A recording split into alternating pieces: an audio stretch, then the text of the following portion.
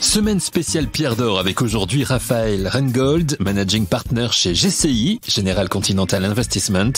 Pierre d'Or, Asset Manager et Investisseur 2023. Les grands entretiens, un podcast Imo Week. GCI est un des leaders de l'investissement en France avec une présence sur le marché depuis 1975. Depuis bientôt 50 ans, la société a connu déjà des situations de crise du marché immobilier. Celle que l'on vit actuellement est-elle différente et surmontable ?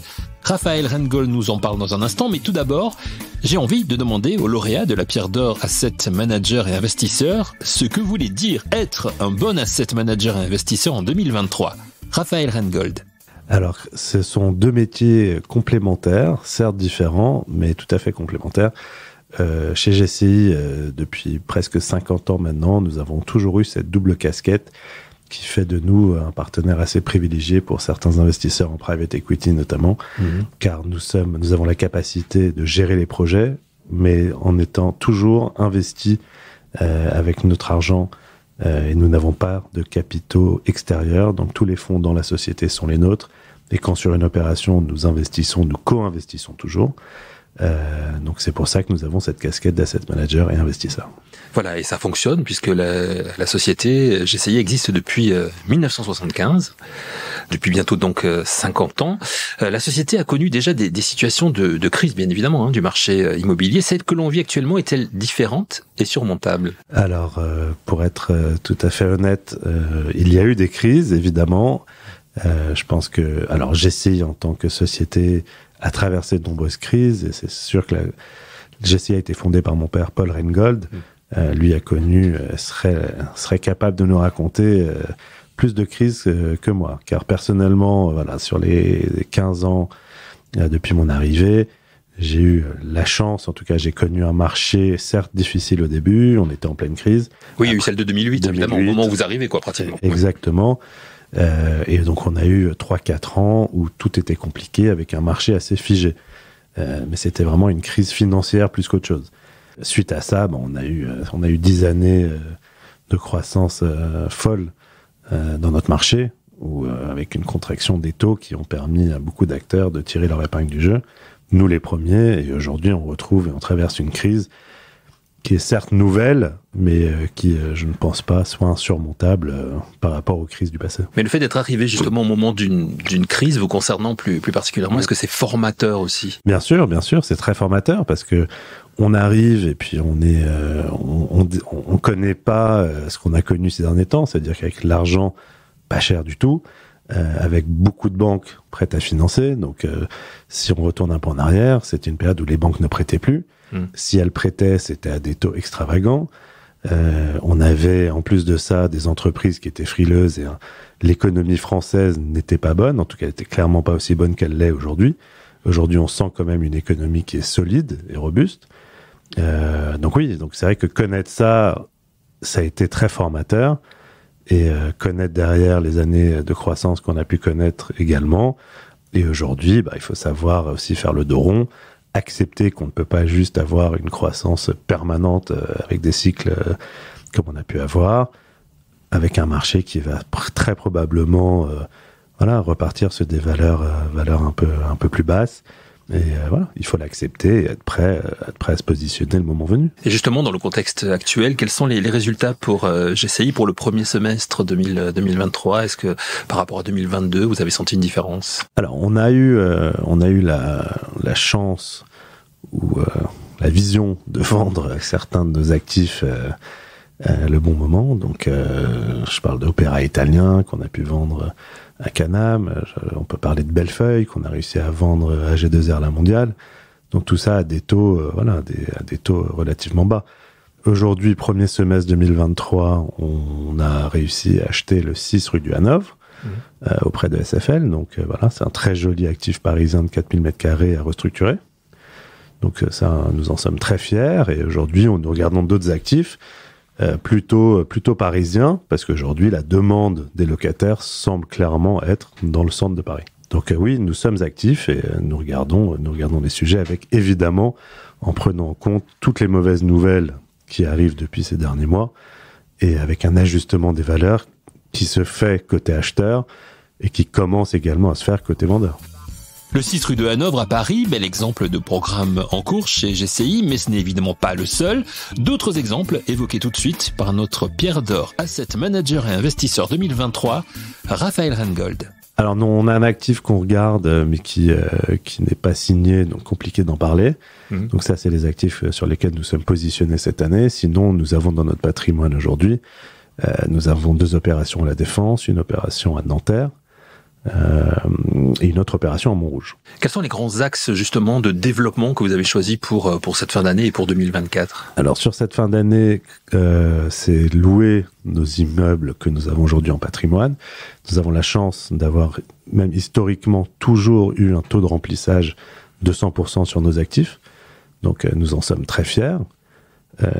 Donc consolider la situation locative de ces actifs-là, et nous positionner à l'achat sur des actifs plutôt parisiens. Ce que vous nous disiez il y a quelques instants, Paris, ça représente vraiment aujourd'hui un véritable axe de développement, justement ? Alors nous on suit, ou en tout cas on essaye de monitorer ce que veulent les locataires. Aujourd'hui, les entreprises qu'on voit ont un vrai désir d'être dans Paris, alors que ce soit pour attirer les talents, que ce soit pour le retour au travail, parce que le télétravail, alors la France est peut-être un peu moins concernée que d'autres pays sur le télétravail. Alors évidemment, il existe, mais on sent quand même que les gens retournent au bureau. Ouais, c'est ça, on parle d'une régression du télétravail aujourd'hui. Exactement. Et surtout, si on se compare au Royaume-Uni, ou l'Allemagne, ou les États-Unis, on a la chance d'être dans une ville où les gens vont au bureau et ils vont avec plaisir. Donc, et ça aussi, je pense que parce que tous les acteurs de notre industrie ont aussi su penser les immeubles pour faire revenir les gens.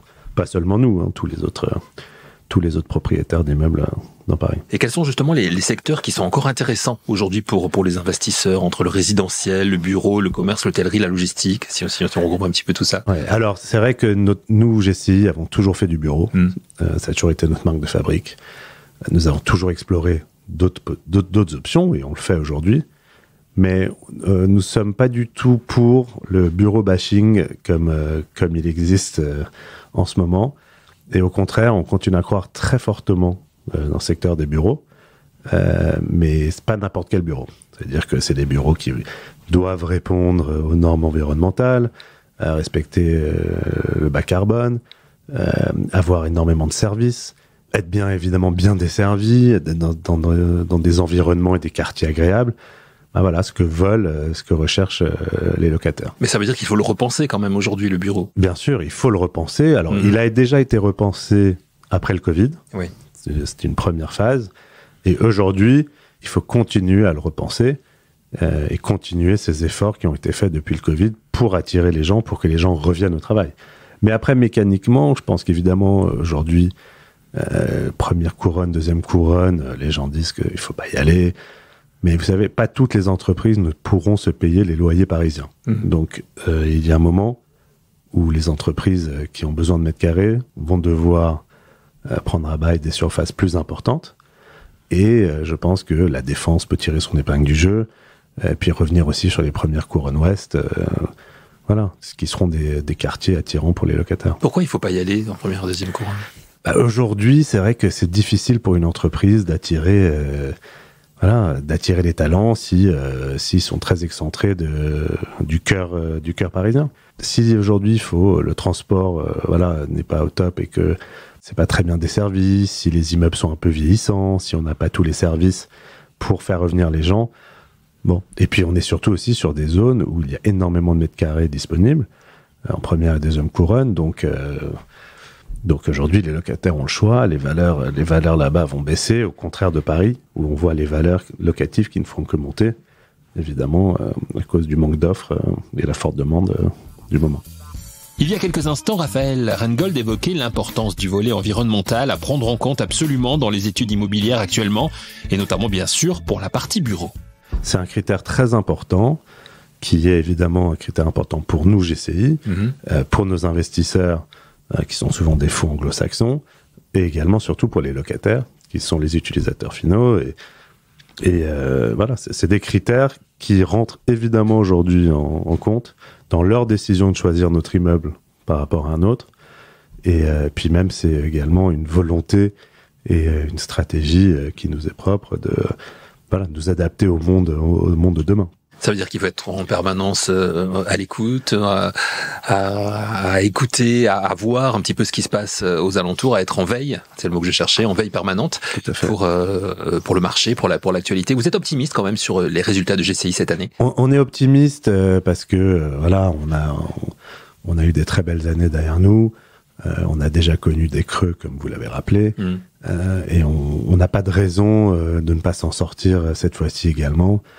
On a une société qui est solide, les fondamentaux sont là, on a une super équipe, on est une entreprise familiale, donc on est très prudent dans nos stratégies, et les résultats seront bons, et il faut juste faire le tauron quelques mois, et on pense que le marché repartira d'ici 12 à 24 mois. Pour revenir un petit peu sur ce que vous nous disiez au début de cet entretien, vous avez pris la suite de votre père. Qu'est-ce qui vous a donné envie justement de suivre la volonté paternelle au départ de GCI, de la création de GCI, d'entrer aussi dans cette société? Et alors aujourd'hui, on est avec mon frère Alexander et ma sœur Sharon, évidemment très impliqués. On est tous les trois aujourd'hui au sein dans la société GCI, mais on n'a pas pris la suite parce que mon père Paul est évidemment toujours très actif. Bien sûr, enfin, donc, la suite, effectivement, vous êtes toujours là. Bien sûr, Dieu merci. C'est une suite à 4, c'est une nouvelle histoire. C'est non seulement les 4 membres de la famille, mais c'est également une équipe de 15 personnes qui viennent de tous horizons. Donc ça aussi, c'est une vraie force. On a des gens très fidèles, très loyaux, qui sont chez nous depuis très longtemps. Et aujourd'hui, on a un positionnement qui est le nôtre, qui est on est honnête, on est intègre, on travaille, on délivre, on a des résultats, tous nos immeubles se louent, on a une approche et un savoir-faire, je pense, assez unique sur le marché, et j'espère que ça continuera à être reconnu par tous. L'expert que vous êtes, quelle vision, pour terminer, a-t-il de l'évolution du marché de l'investissement immobilier, peut-être à court terme et peut-être à plus long terme? Dans chaque crise, on a toujours ces interrogations-là, et on essaye de repenser l'investissement, et au final, on réalise que quelques années plus tard, tout revient un peu comme avant, dès que le monde sort de sa crise. Donc on pense que l'investissement va continuer. Il y aura évidemment un énorme impact sur tout ce qui est environnemental, on en a parlé. Le bas carbone devient clé, les consommations. On a aussi le challenge des administrations qui parfois ne facilitent pas forcément certaines restructurations. Donc les enjeux sont là. Le bureau continuera à exister. Les entreprises françaises, on a de la chance d'avoir des entreprises en très très bonne santé, qui se développent très vite et ont besoin de mètres carrés. Elles vont continuer à avoir besoin de mètres carrés. Et nous sommes confiants sur le marché français, le marché parisien. La confiance, maître mot de la réussite. Merci à Raphaël Hengold, managing partner de GCI, Pierre d'Or, asset manager et investisseur 2023. Merci à vous d'avoir écouté cette émission et rendez-vous très vite pour un nouvel épisode de Les grands entretiens, un podcast Imo Week.